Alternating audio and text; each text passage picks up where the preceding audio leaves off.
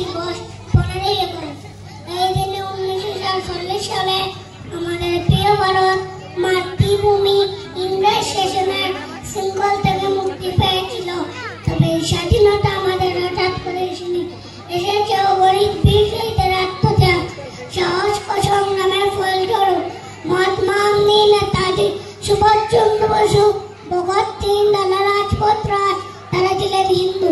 আবার মৌলানা আবুল কালাম আজাদ, আশফাক উল্লাহ খান, টিপু সুলতান তারা ছিলেন মুসলিম। হিন্দু ধর্মের বিপদ নয়, তারা সবাই একসাথে দেশ মাতার মুক্তির জন্য জীবন উৎসর্গ করেছিলেন।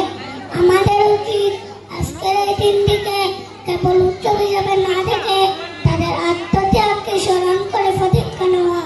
আমরা একসাথে থাকবো, একে অপরকে সম্মান করবো আর দেশকে ভালোবেসে কাজ করবো। আসুন তো বলে একসঙ্গে বলি, সবার রক্ত এক, দেশ আমাদের এক। জয়